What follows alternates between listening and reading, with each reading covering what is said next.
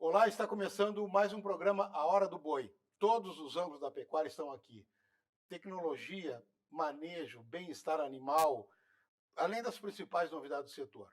Eu sou o médico veterinário José Arthur Martins e no programa de hoje nós vamos entrevistar o médico veterinário Bernardo Todeschini, adido agrícola do Ministério da Agricultura, representando o Brasil junto à comunidade europeia, e ele vai nos falar diretamente de Bruxelas, na Bélgica.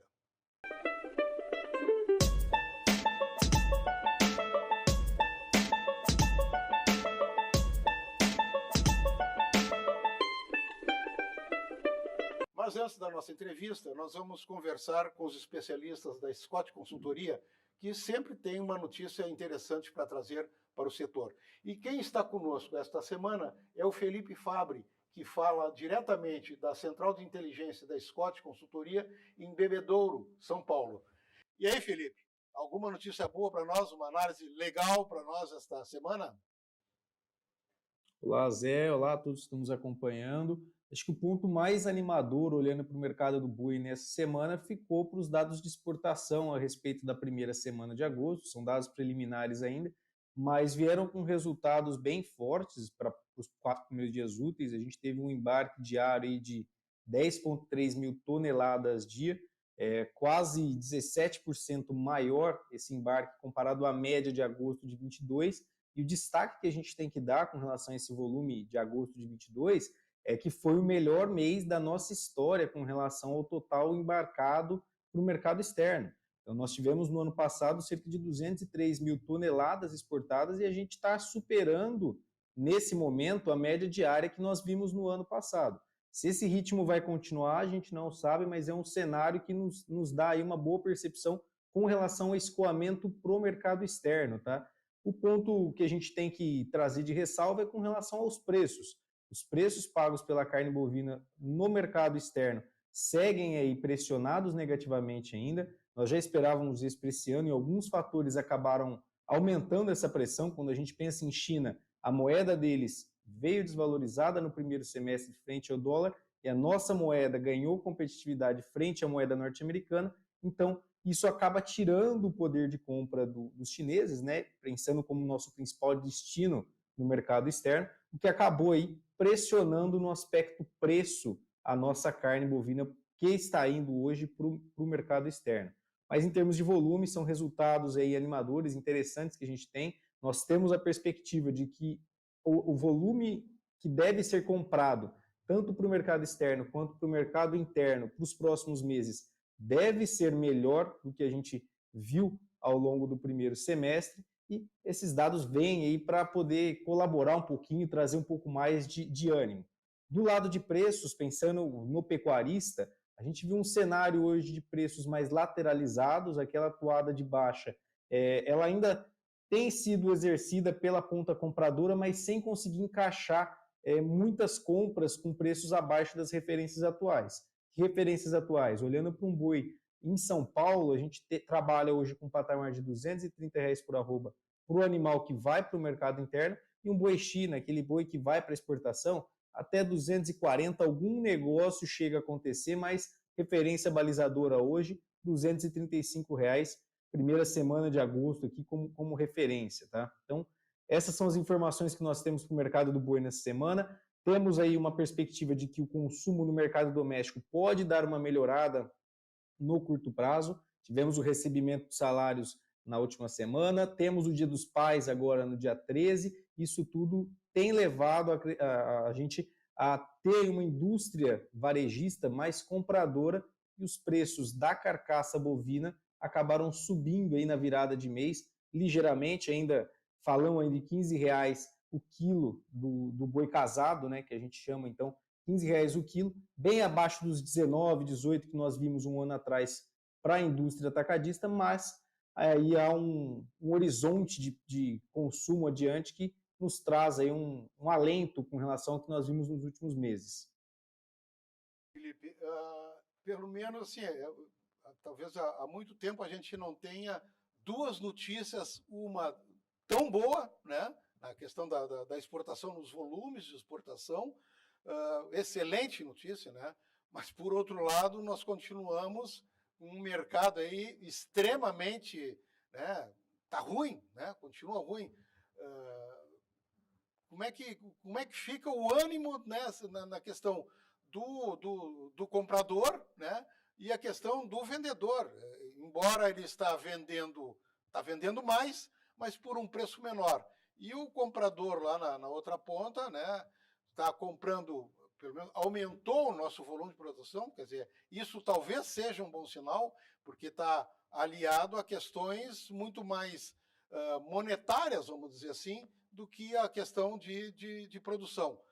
Como é que tu vê esse gap aí? Vamos levar em consideração, essa análise sua está correta, a gente tem uma disponibilidade interna, ou seja, uma quantidade de carne ofertada no mercado doméstico maior nessa temporada, tem sido, inclusive, um dos fatores que tem tirado o fôlego da indústria em acabar pagando mais pela arroba do boi gordo em pleno período de entre-safra no Brasil Central. Somado a isso, a gente falou de bons volumes de exportação, mas com preço também menor, pensando do lado da indústria. Então, nesse aspecto, com o dólar a 4,70 também, para a indústria exportadora, isso acaba sendo negativo, pensando na sua margem.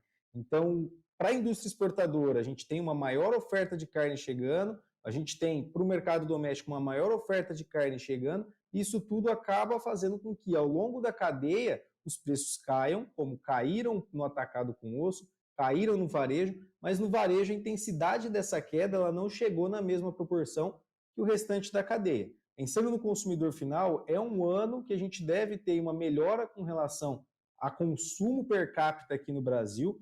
A gente teve recentemente os dados de desemprego divulgados aí pelo IBGE, ficando com 8% de pessoas desempregadas, cerca de 8%, os números do IBGE, um dos menores patamares desde 2014. Então, há uma percepção de que o consumo pode melhorar, mas nós temos que levar em consideração a competitividade com outras carnes, com outras proteínas. E destaco aqui a carne de frango. Tá? Nessa temporada, a competitividade com a carne de frango ela está desfavorável à carne bovina, apesar de toda essa queda que nós vimos nos preços da carne bovina. Tá? Por quê? Para a carne de frango, nós tivemos um cenário de aumento de produção que acabou sendo maior do que o aumento de demanda que ocorreu, e o preço para o consumidor final ficou mais acessível. Então, a gente fala aí de cerca de 5% de melhora da carne de frango frente à carne bovina no comparativo do mercado atacadista. Então, o atacadista vai comprar hoje, por exemplo, 1 quilo de dianteiro para desossar e revender aí ao varejo. Ele consegue comprar com o preço que ele vai pagar nesse 1 quilo de dianteiro cerca de 2,3 quilos de carne de frango no mesmo mercado atacadista. E há um ano atrás ele comprava cerca de 2 quilos. Então ele consegue comprar 300 gramas a mais de uma outra proteína que, querendo ou não, é a mais consumida do Brasil. Então isso também acaba pressionando a cadeia ao longo dos elos anteriores e chega no produtor. O produtor nos perguntou hoje por que o preço em pleno período de entre-safra não voltou a subir. Esses são os principais fatores. Você tem uma indústria hoje que, no mercado doméstico, tem mais disponibilidade e vê os seus preços caindo aí por conta disso. E no mercado externo, que vinha sendo uma válvula de escape importante, a remuneração, apesar dos bons volumes, está sendo menor por conta dessa maior oferta e de negociatas com os compradores externos. Então, a gente já esperava esse comportamento ao longo desse ano, tá? Mas para os próximos meses, a perspectiva é que isso dê uma amenizada, pelo menos. Esse viés baixista, ele cesse um pouco e a gente comece a trabalhar com preços mais lateralizados, a depender de como vai se portar principalmente o mercado doméstico nos próximos meses. Muito bem. Bom, é aquela história, boas notícias por um lado e mantenhamos a expectativa, né, por outro lado. Felipe, eu agradeço a tua presença, a tua participação, as tuas análises na Hora do Boi e nós voltamos na próxima semana. Até lá. Um abraço a todos, até a próxima. O canal A Granja Total Agro no YouTube tem muito conteúdo semanal para você. O programa A Hora do Grão traz todas as quartas muitas informações sobre mercado e meteorologia, com especialistas que ajudam na tomada de decisão. E para quem o assunto pecuária é o que mais interessa, a coluna do Pasto ao Prato com Fernando Furtado Veloso, tradicional na revista AGPEC, ganhou espaço também em nosso canal. clique, se inscreva e ative o sininho para receber todas as notificações. E vamos então à nossa entrevista dessa semana. Como eu falei no início do programa, eu trago comigo hoje o médico veterinário Bernardo Todeschini, fiscal federal agropecuário, ingressou no Ministério da Agricultura, Pecuária e Abastecimento em 2002, depois de ter trabalhado na área de consultoria privada, produção de carne, produção de leite, por um bom tempo aqui no estado do Rio Grande do Sul. E hoje é adido agrícola do Ministério do Brasil junto à União Europeia em Bruxelas, de onde fala diretamente para o nosso programa. Seja bem-vindo, Bernardo Todeschini, à Hora do Boi. Muito obrigado, José Arthur. Muito obrigado pelo espaço de falar com todos os ouvintes da Hora do Boi. De fato, é extremamente relevante ter esse canal disponível para apresentar diversas questões, discutir o cenário da produção bovina e da carne bovina. E espero colaborar para essa discussão, talvez trazendo um pouco dessa minha atual experiência no cenário internacional, talvez dentro do meu retrospecto enquanto médico veterinário e sempre seguindo, trilhando o caminho na área de saúde animal. Enfim, muito obrigado, Zé Arthur. Eu dei assim um centigrama do teu currículo. Eu gostaria que tu contasse um pouco mais dessa tua história, né, de como é que tu chegaste, né, a adido agrícola do Brasil junto à comunidade europeia.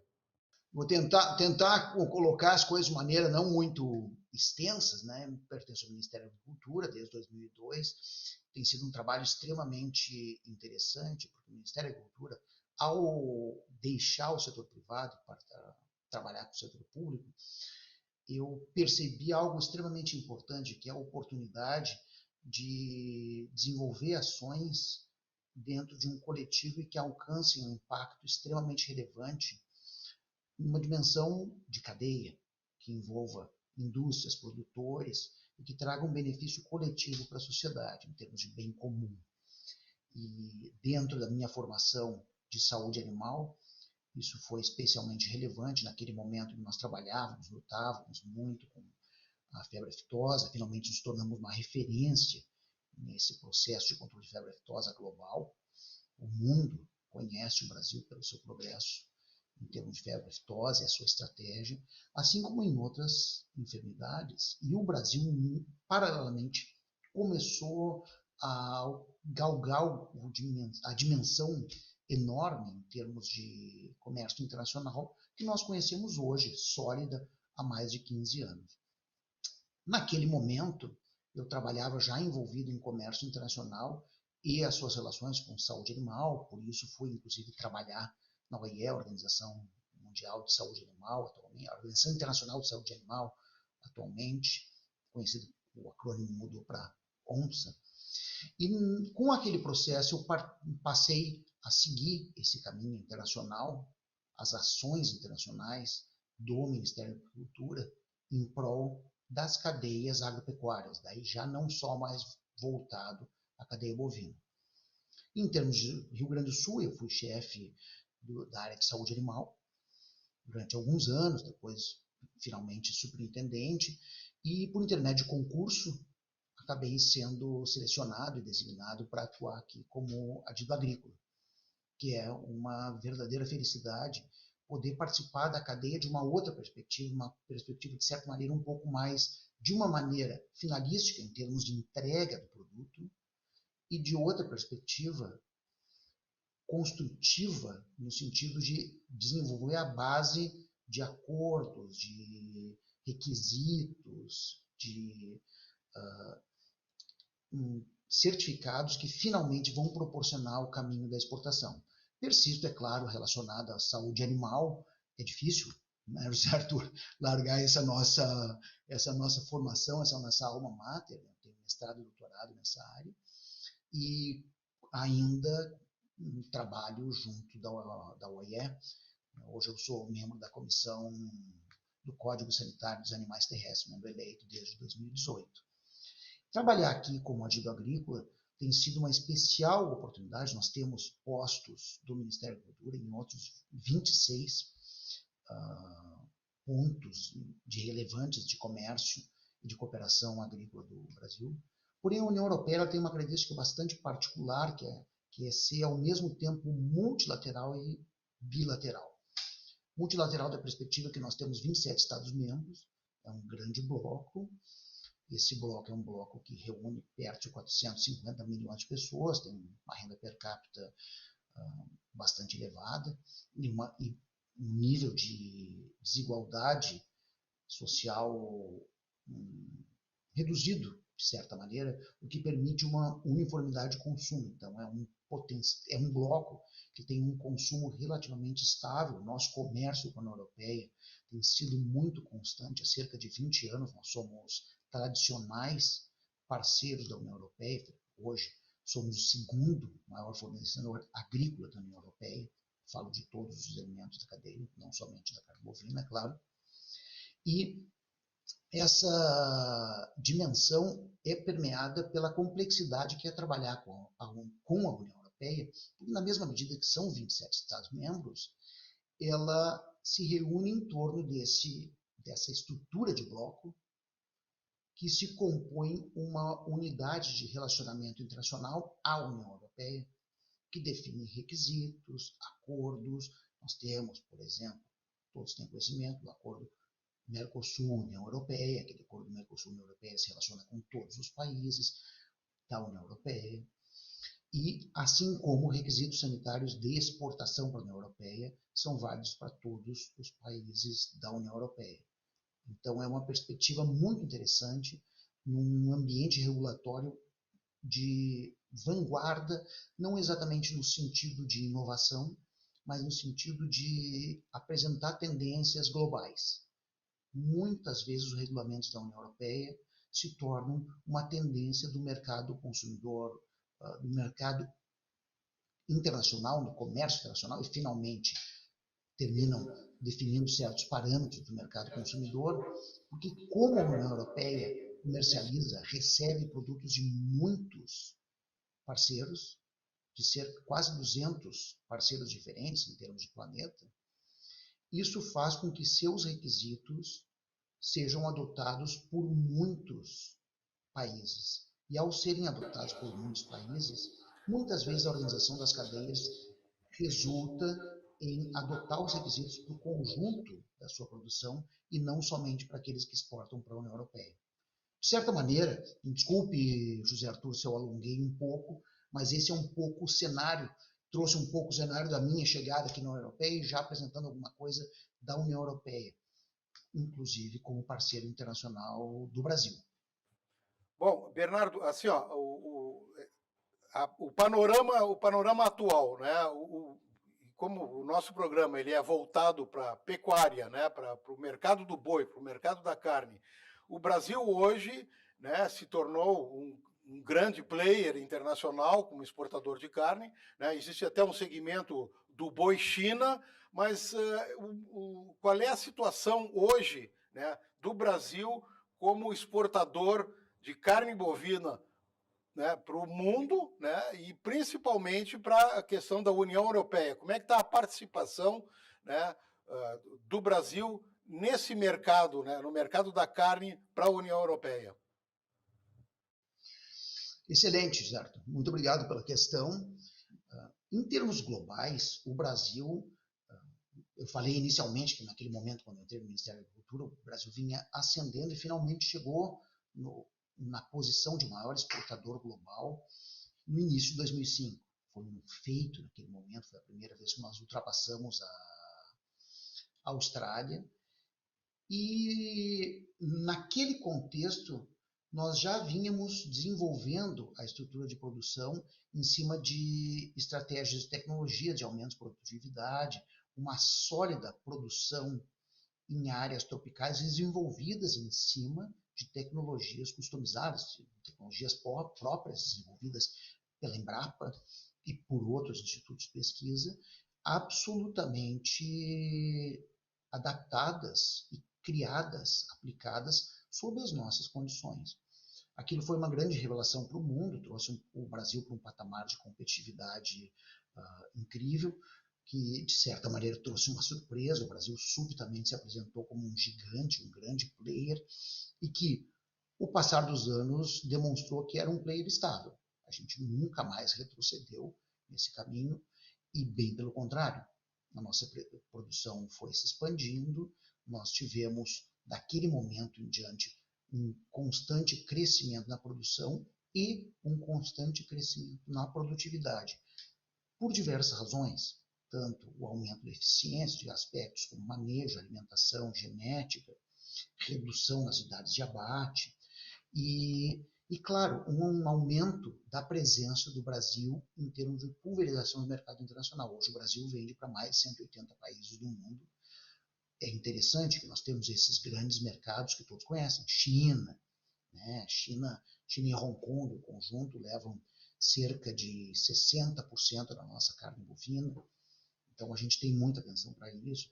A União Europeia, que é um player constante do Brasil e importa algo na casa de 600 milhões de dólares há muitos anos, gira ao longo dos anos em torno disso.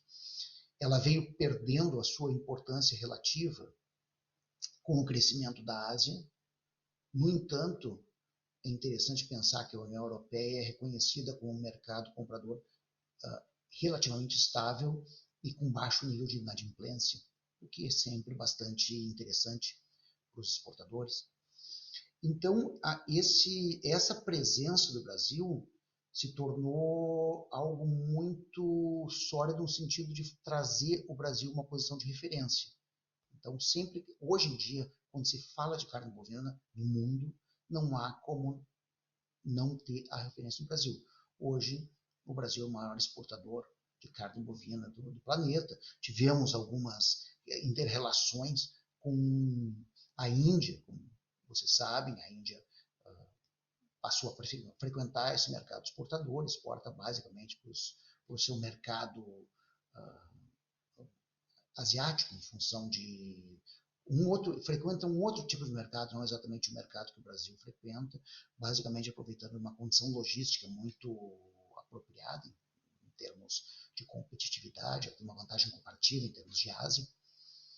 E nisso nós temos o Brasil e a carne bovina representando não só uma referência em termos de planeta, em termos de volumes exportados do mundo, mas também em termos de volumes exportados do total do agronegócio do Brasil.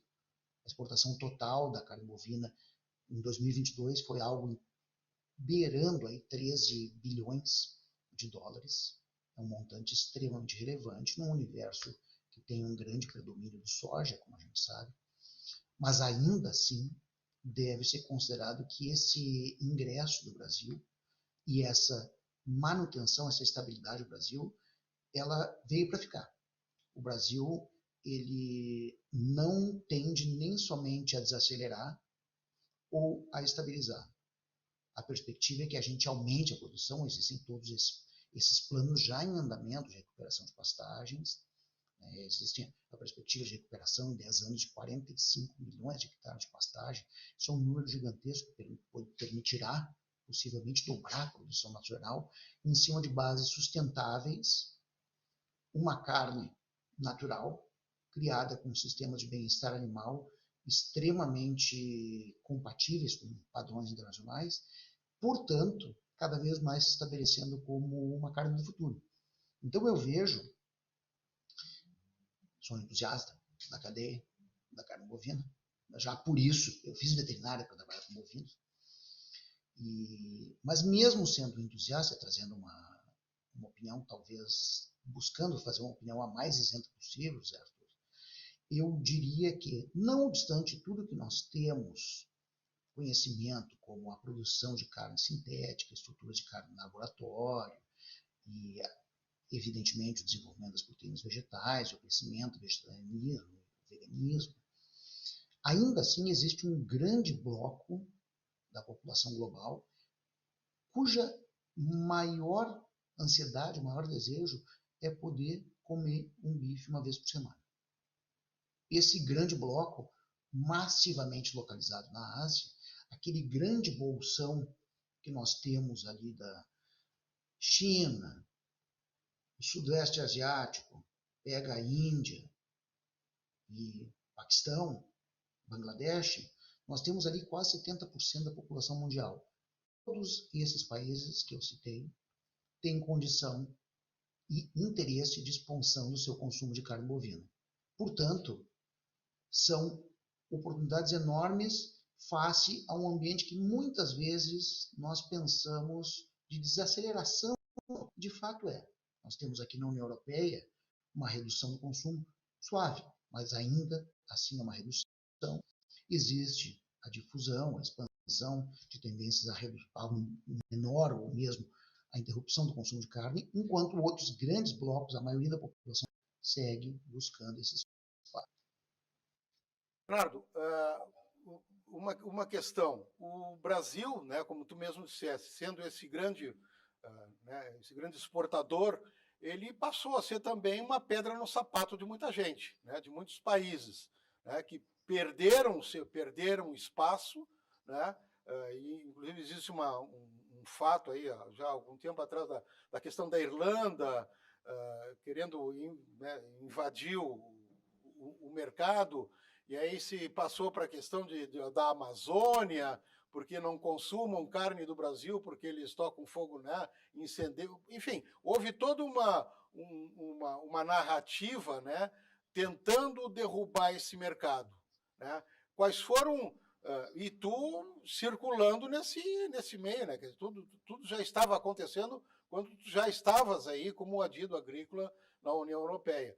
Quais foram os desafios que tu tivesse que enfrentar, né, para, vamos dizer, barrar essas fake news, vamos dizer assim, né? Todas essas ações tentando derrubar a nossa carne. E até eu te pergunto mais, a nossa carne, ela já está no padrão de qualidade que os europeus apreciam? Excelente questão, José Arthur. E eu penso que é importante retroceder ao início, a tua primeira afirmação: o Brasil se tornou uma pedra no sapato. De fato, o Brasil, como eu comentei no início, nós subitamente aparecemos no mercado internacional como primeiro exportador e nós nos estabilizamos nessa posição e basicamente não somente uma pedra no sapato, a gente se tornou saliente. Subitamente as pessoas passaram a ouvir o Brasil passou a ser um frequentador comum em rodas de negociação, em ambientes de negócio internacional, em feiras internacionais. A iniciativa privada passou a um outro nível de exposição e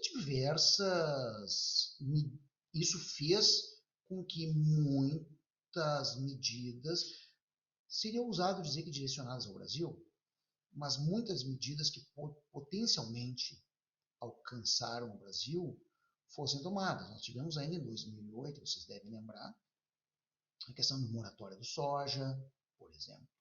Né? Logo em seguida, a mesma questão já aplicada à carne bovina, e a partir da qual se trabalhou com o desenvolvimento de determinados métodos de rastreabilidade, o desenvolvimento daquilo que posteriormente se chamou as propriedades eras. E é claro que, com o passar dos anos, esse cenário foi mudando. Existiu uma expansão global da demanda por sustentabilidade e o Brasil é um país, é um lugar comum de dizer isso, o Brasil é um país enorme, basta olhar no mapa, diverso e com uma capacidade, uma heterogeneidade dos seus ambientes. No entanto, uma capacidade de expansão da produção em seus ambientes incomparável. Nenhum dos grandes países do mundo, que nós temos, Estados Unidos, Rússia, Canadá, Austrália, China, tem tamanha oferta natural de recursos como tem o Brasil. Então, isso tudo trouxe com que há muito tempo, e eu estou fazendo um momento anterior à minha chegada aqui como adido agrícola, já a partir daquele momento, da década dos anos 2000, o Brasil passasse a frequentar ambientes de negociação nos quais temas especificamente dirigidos a ao entendimento da sua estrutura de produção, e muitas vezes sob acusação de degradação de ambiente natural, por exemplo, tenham sido trazidos à mesa. E os governos daquele momento em diante, e também o setor privado daquele momento em diante, foram, cada um dentro das suas responsabilidades, no entanto, compartilhando responsabilidades, dividindo tarefas, desenvolvendo mecanismos para conseguir combater e apresentar a realidade. Por exemplo, eu citei a questão da moratória do soja, a partir da qual se pode citar o fato que a nossa cadeia do soja tem os protocolos de rastreabilidade do soja que fazem com que assegure que aquele produto não é oriundo de áreas que tenham sido objeto de degradação, de desmatamento. E esses protocolos são protocolos privados e foram desenvolvidos no marco de discussões governamentais nas quais os privados tomaram parte. Então, isso veio crescendo dentro do Ministério da Agricultura, no âmbito da Secretaria de Comércio e Relações Internacionais, a qual eu pertenço, mas sempre com muita atenção do Ministério como todo, nas suas respectivas áreas, seja na área de desenvolvimento e inovação, seja nas áreas de políticas agrícolas. Nós tivemos um grande desenvolvimento, se nós olharmos a evolução dos planos safra, e especialmente o fracionamento dos planos safra, é interessante notar como progrediu a oferta de recursos relacionados a sistemas que a gente pode chamar de sistemas ecossistemas. Sistemas que tenham ofertas de crédito a juros mais favoráveis para sistemas que tenham produções aliadas à produção natural. Os mais recentes, por exemplo, têm setores específicos de seus recursos alocados para a agricultura de baixo carbono. No mundo, o Brasil é uma referência à agricultura de baixo carbono. O plantio direto, que na Europa ele é pouco praticado, no Brasil hoje nós temos, da nossa área plantada, cerca de 50% usa algum modelo de plantio direto. É algo gigantesco em termos de proporção, são perto de 30 milhões de hectares. E de forma que nós falamos de plantio direto no Brasil, muitas vezes, Arthur, já nem mais se pensa em tecnologia. Tu deve lembrar do nosso tempo lá de formatura de veterinária, diria algumas décadas já. O plantio direto era uma novidade, hoje não é mais. E nós estamos avançados, então eu penso que o que nós precisamos de fato é sair do Brasil. Sair do Brasil, digo, mostrar o Brasil, apresentar esse tipo de realidade. Nós sabemos disso. Tu bem colocou, né? Essas fake news, o sistema de produção, nós sabemos disso. Mas, Arthur, é importante que a gente saia do Brasil, apresente a agricultura de baixo carbono, apresente o CAR, apresente a reserva legal. Programas como a reserva legal, que hoje são conhecidos no mundo, conhecidos no Brasil, todo produtor conhece o programa. A necessidade da reserva legal são uma novidade no mundo, eles são impactantes. E muitas vezes, te falo da experiência daqui, só a gente conhece isso. Então, um dos nossos trabalhos aqui, enquanto Ministério da Agricultura, enquanto missão do Brasil junto à União Europeia, é precisamente divulgar essa imagem. Trazer para o europeu a ideia de que, sim, no Brasil se produz com uma sustentabilidade incrível. Nós temos um ambiente respeitado, nós produzimos com baixo carbono, nós temos acesso a tecnologias, essa tecnologia é uma tecnologia customizada que não existe em outro lugar do mundo. Nós podemos, inclusive, cooperar com outros países em desenvolvimento, oferecendo essa tecnologia.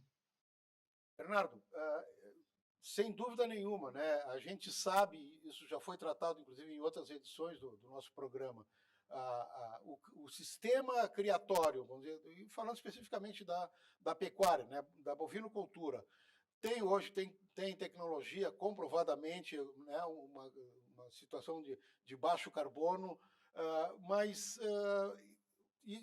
já está, né, mais do que comprovado o quanto falta de comunicação da nossa qualidade e do nosso produto, não só para o mercado consumidor nosso local, como também para o mercado externo, né? Em que medida, vamos dizer, tu, como adido agrícola, né, tu tem condições de contribuir para uma melhor divulgação do nosso produto, né, da qualidade do nosso produto? Eu acho que eu já tinha te perguntado isso na minha pergunta anterior.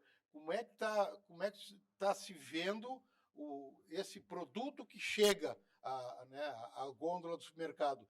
E também, né, já vou adiantar uma segunda pergunta, mas eu quero ver se tu responde as duas, né? A questão já que a nossa carne, reconhecidamente um produto de qualidade superior, ainda continuam aquelas questões sanitárias, muitas vezes, né, disfarçadas, né, ou questões, às vezes até comerciais disfarçadas de sanitárias, já diminuiu um pouco esse nível de exigência ou continua a mesma coisa? Olha, Zé Arthur, eu acho que eu vou começar de trás para diante. Então, vou começar pela questão sanitária. Eu penso que a nossa questão sanitária hoje está muito bem equacionada e, claro, que é ancorada num inegável avanço, né? Que o Brasil, vamos pensar num cenário de 2005, quando nós tivemos um foco de febre aftosa, versus o cenário de 2023, onde nós temos todo o país reconhecido como livre, internacionalmente reconhecido como livre de febre aftosa, e com áreas importantes do país já reconhecidas como livre, sem vacinação de febre aftosa. Isso é um avanço gigantesco. E nós temos refletido isso nos certificados sanitários, isso é um grande esforço, não necessariamente o momento que isso é reconhecido pela Organização Internacional de Saúde Animal, esse reconhecimento é internacionalizado pelos outros países. Muitas vezes, eu diria muitas vezes não, de forma geral, é necessário que seja apresentado para os países e renegociado certificado sanitário. É sempre um trabalho um pouco moroso, nunca é algo muito rápido. No entanto, é uma possibilidade de ascender a ganhos distintos, e especialmente vender produtos distintos. E esse vender produtos distintos é o avanço em relação à segunda questão, que é a questão da presença do Brasil nas gôndolas e talvez uma questão muito relevante que, te confesso, me incomoda um pouco. A gente não tem fundamentado uma marca Brasil de carne bovina. A nossa carne é basicamente o que se chama de carne ingrediente, especialmente aqui na União Europeia. É a carne que é utilizada para o setor horeca, setor de hotelaria, alimentação pronta e restaurante. Porém, dificilmente nós encontramos, como encontramos de outras nacionalidades, como, por exemplo, Argentina, Uruguai, australiana. Eu não vou citar as europeias, porque elas têm um trânsito distinto, como é o caso da irlandesa.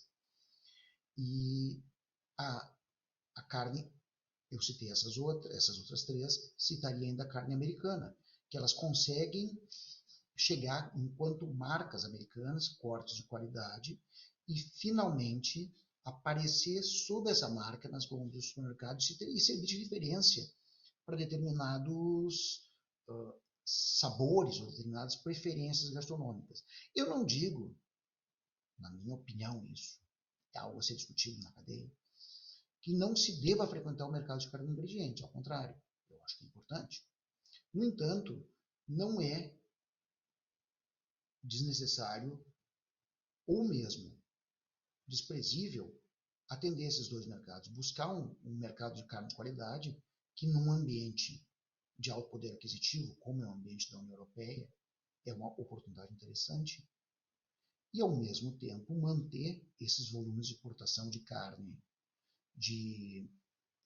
do que se chama de carne ingrediente ou carne culinária, que é uma carne, vamos dizer, não a carne gourmet, a picanha, o filé mignon, mas sim aquela carne de culinária, que a pessoa quer fazer um tatu, por exemplo, algo assim. Isso são mercados que a gente poderia avançar e talvez diversificar nossa oferta, que aqui é basicamente oferta de carne desossada de traseiro.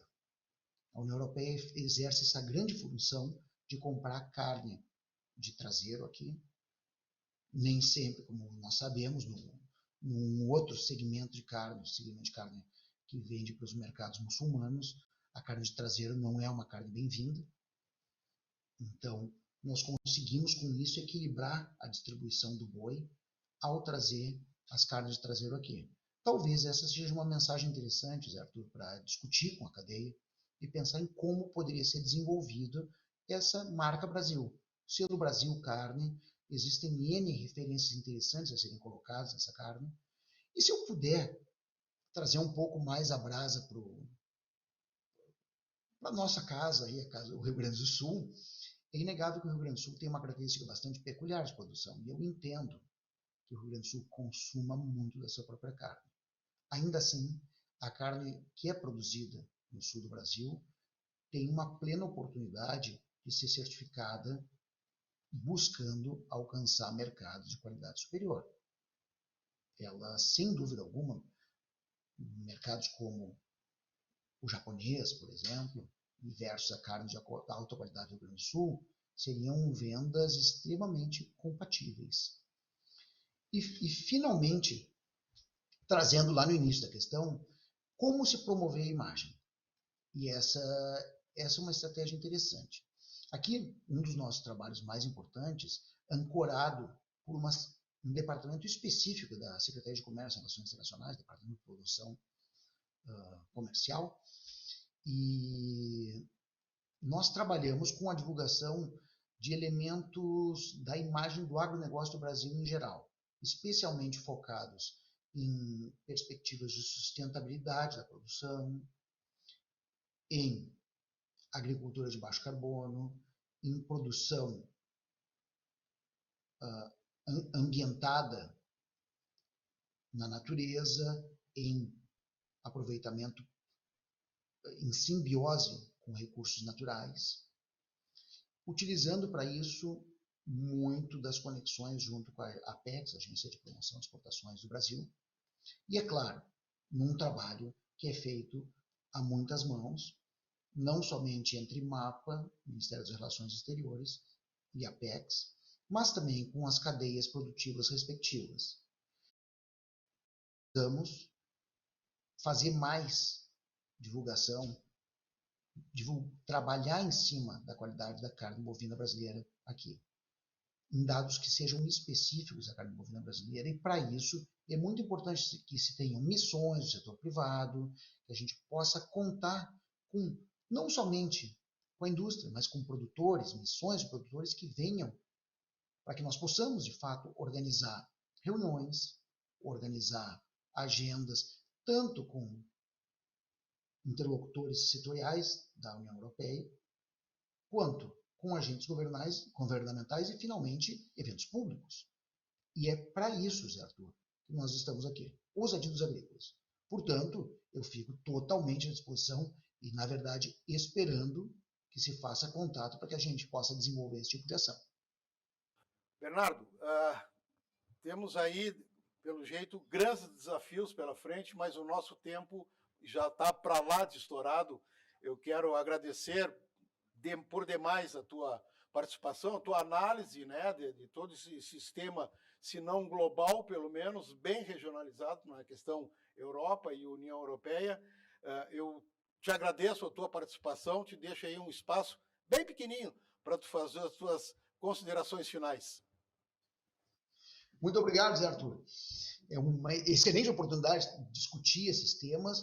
Eu vou deixar duas pequenas considerações. A primeira, todas essas dificuldades que nós temos, não somos só nós que temos. E dado o nosso grau de inovação, a nossa adaptabilidade, a rapidez com que o setor privado do Brasil é capaz de desenvolver e adotar novos mecanismos, novas tecnologias, certificações, e a rapidez com que nós conseguimos ajustar o nosso sistema de legislação, eu penso, sinceramente, que todas as dificuldades que nós temos, dificuldades regulatórias que o mundo nos impõe, a superexposição que o Brasil tem no mundo, elas são de fato oportunidades, porque elas afetam a todos os nossos competidores.